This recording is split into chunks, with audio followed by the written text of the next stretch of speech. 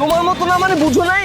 আমি দেখলাম তো, তুমি আমাকে রিক্সা থেকে নামাই দিয়ে একটু সামনে গিয়ে আরেকটা ছেলে মোটরসাইকেল নিয়ে আসলো, সে মোটরসাইকেলের পিছনে উঠে চলে গেছো। তুমি কি ভেবেছো আমি দেখি নাই? কাকে আমি এত ভালোবাসলাম, কাকে আমি এত বিশ্বাস করেছি, এই দৃশ্য দেখার আগে আমি কেন অন্ধ হয়ে গেলাম না? তোমার মতো ছেলের সাথে রিলেশন করি না, আমি ভুল করছি। তুমি এরকম কেন করছো আমার সাথে বলো তো? না না না, তুমি তো খারাপ না, খারাপ হচ্ছে আমি। মানে আমার গার্লফ্রেন্ড সে রিক্সা থেকে নেমে আরেকজনের মোটরসাইকেলের পিছনে বসে তার সাথে ঘর করতে করতে যায়। আমি যে তোমার সাথে ব্রেকআপ করিনি এখনো পর্যন্ত, এই জন্য আমি খারাপ, বুঝতে পারছো? এই জন্য আমি খারাপ। সাজিদ ও আমার ক্লাসমেট, আর আমি ওর সাথে বাইরে গেলাম মানে প্রেম হয়ে গেল? এতটা খারাপ মেয়ে আমি? সমস্যাটা কি জানো মিথিলা?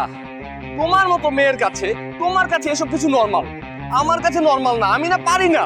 তুমি একটা নোংরা মেন্টালিটির মানুষ। আমার তোমার সাথে কথা বলতে না ঘৃণা লাগতেছে, আর মনে হচ্ছে মোবাইলটা আছাড় দিয়ে ভেঙে ফেলে দিই।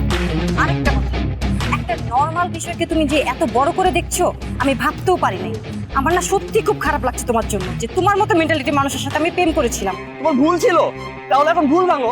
আমি তো বাজে ছেলে, আমি তো খারাপ ছেলে, তাই না? ফোন রাখো, আর কখনো ফোন দিবা না আমাকে। Hello hello